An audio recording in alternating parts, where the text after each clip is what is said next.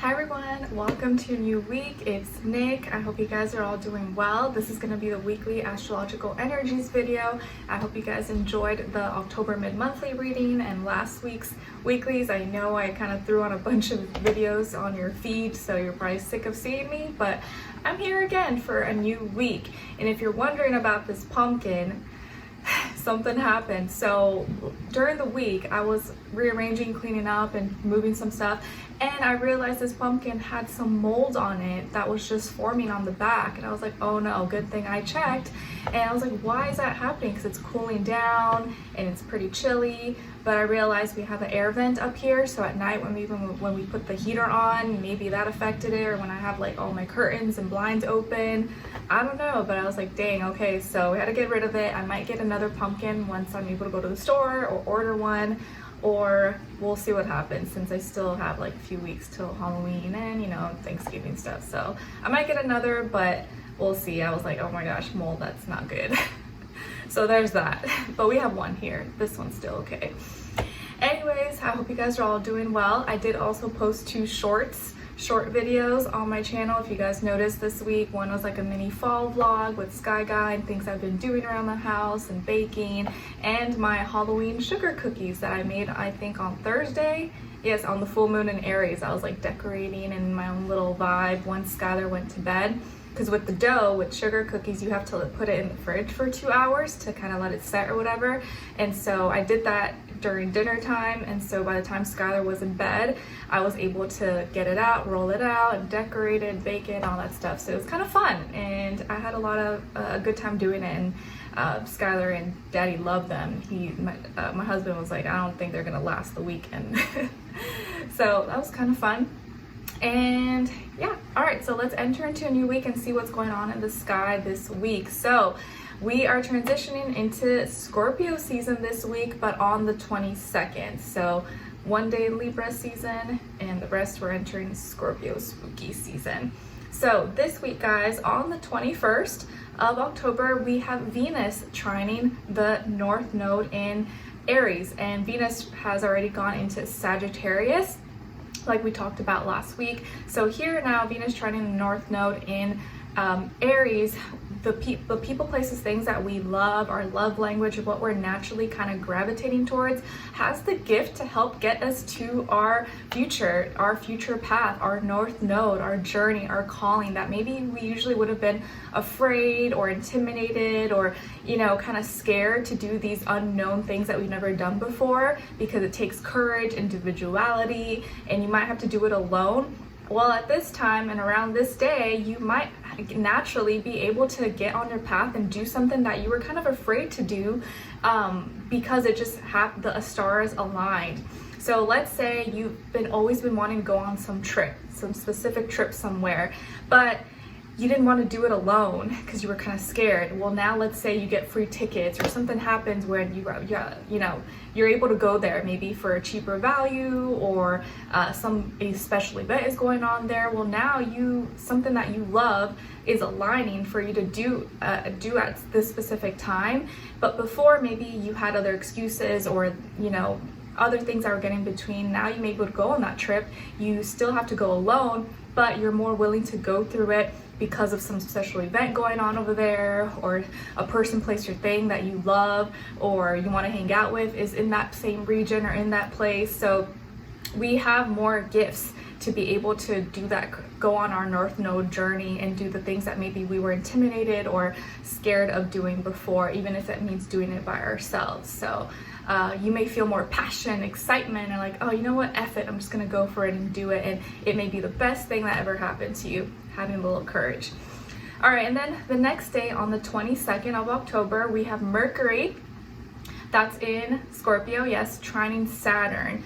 And Saturn is still in Pisces. So here we have the gift of thinking and communicating in a deep, emotional, scorpionic way about reality, or seeing the reality of our emotions, seeing the reality of things that we've connected to, maybe too much or not enough. We're seeing the reality of those things. So this is actually, I think, pretty healthy, because we're able to go deep about the things that maybe we weren't able to maybe be honest with ourselves about. And here, Mercury is going to help connect the dots and show us, oh, you know what?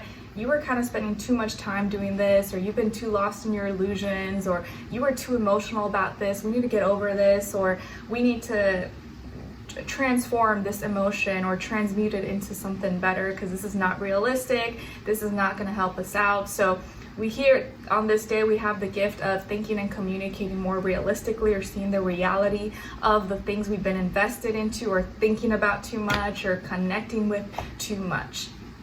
Okay, or the reality of like, oh, this has been great, or we have been thinking about this the right way. So we're just seeing the reality, whether it was like not good or beneficial for us.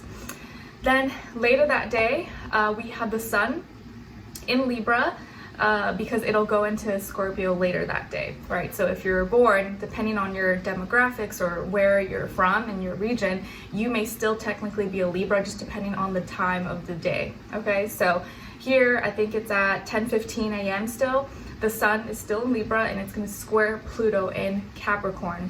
Or Pluto in Capricorn has gone direct, right? And so here, the two cardinal signs, Libra, right, but wants to initiate and lead in the more relatable way, talking it out, whereas cardinal Capricorn here wants to lead and initiate in a doesn't really care that much about relating or talking it out. They just want to do it and build, and you know, who cares? Let's just get it done. This is what's reality. This is what makes sense. I don't care who likes it, and if it hurts your feelings, too bad. Whereas Libra's like, oh, well, but let's talk it out. So here, the sun, our actions, is kind of having some tension and needing to learn to work with Pluto and transform and do the hard things, or go through some kind of ending, death, rebirth, or change something, even if that means making other people upset, even if it won't be seen as relatable, or you'll be seen in a weird way. You need to not care about others, or putting your relationships above your path, above things that you need to do.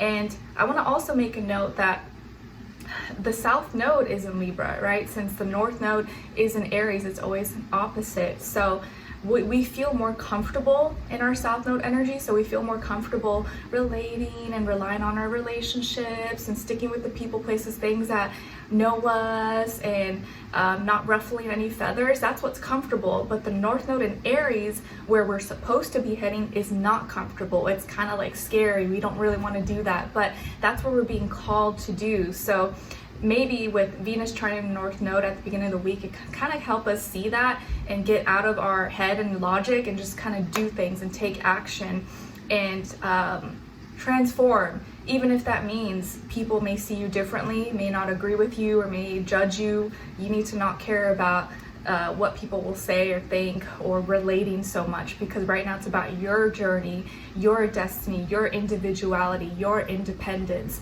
and you got to be independent, not dependent on others. All right, and then at the end of the day, around 6:15 p.m. Eastern time, we have the sun that's going to be not transforming, but yeah, kind of transitioning into Scorpio. So we're officially going to be out of Libra season and into spooky season, the Scorpion vibes. And so we're transitioning out of cardinal air Libra into fixed water, Capricorn, fixed water Scorpio. I'm sorry, for some reason I'm like really tired today. I woke up like so sleepy and tired. It was so hard to get out of bed, but anyways, that's just my own issue. So sun entering Scorpio, so we're gonna be more in our feelings and emotions in these next 30 days, instead of our like head and thinking and wanting to relate. We're not really gonna be about all that. We're gonna want to go deep, connect, and fixate we may feel more like fixated on our emotions, not as mutable like Pisces. We're like feeling a certain way, and this is how I feel, and no one can make me feel differently or change my mind. And then on October 24th, we have Mars, that's in Cancer, in a fallen state, right? We've talked about this already. Sextiling Uranus in Taurus, right? Because Cancer and Taurus sextile each other. And sextiles are opportunities here. So Mars in Cancer here has the opportunity to change, rebel, and maybe in a good way that will help you gain more stability, security, and foundations. Even though Uranus, again, this is a little bit tricky though, because Mars falls in Cancer, so it's really debilitated, does not function well, and Uranus does not like to be in Taurus either. So these two planets are where they don't want to be at, and so they're harmoniously connecting and sextiling each other, but neither are in a good state, if that makes sense. It's like two really messed up people getting along, and so they're just doing messed up things together, but they're both in messed up states. But maybe that's not the best example. So here, our passions, motivations, our desires has opportunities to change, rebel in our own unique individual way that could help maybe gain or change our status, our stability, security, and our foundation. So this could be a good thing, but could also maybe not be a good thing. And because these two planets are not really in best positions, I feel like this can play out maybe in a negative way if you're not really aware or know the energies that are going on in the sky or practicing self-awareness. So remember, right now our passions, motivations, or desires kind of are in very emotional. We may be caring too much about things that we shouldn't. We want to be comfortable. We really want to be inside. We're not really trying to do the most. We may be a little bit lazy. And Uranus, it's like we wants us to change and rebel about things that we don't want to change. You know, once you're in a job or you have consistent income, whatever, we're not trying to change all that. Usually, most people, we want to keep it consistent and stable. But right now we're being forced to change and rebel our whole life. You know, everything you've been seeing since COVID and stuff, everyone's had to rearrange, work from home or whatever. So we're having to be passionate about these changes that we don't really want to do. All right, and then at the end of the week on the 27th, we have Vesta, the asteroid, moving into Libra. Vesta is like the keeper, representing devotion. So here now, even though we're out of Libra season, we'll still have little influences of Libra with Vesta helping a little bit.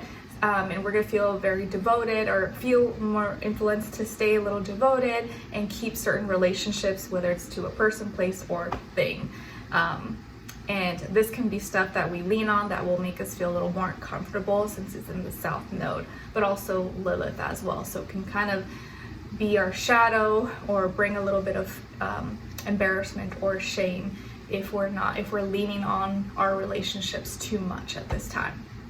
So knowing that the North Node is in Aries and that the North Node is things that we're uncomfortable with, you want to try to, at this time, to do more things that are uncomfortable.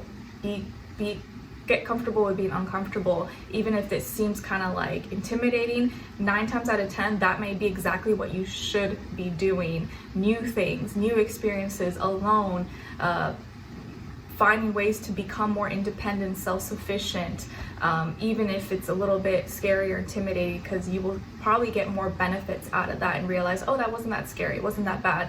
Doing new things, not waiting to do it with someone else. Okay? And what else? And for this week, for the weekly individual readings, I'm gonna get a animal spirit message for each of you guys using my animal spirit book that I've had for years and I got this at a local spiritual store in Pasadena back when I was, living in California. It's called Alexandria, and so shout out to them. But I love this book. I'll link it below in the description if you're interested. I love this. I read it. I get one almost every day and read some to Skylar. It's like one of my favorites. So I'll get one of those for you guys and for Scorpio season, and then we'll look into your health, career, work, finances, and relationships. All right, so I'll see you guys in your weeklies individuals. Water signs, Scorpios, will be posted first now, and then fire signs, and so on and so on, because everyone gets their chance. So I'll see you guys there, and I'll talk to you soon. Bye.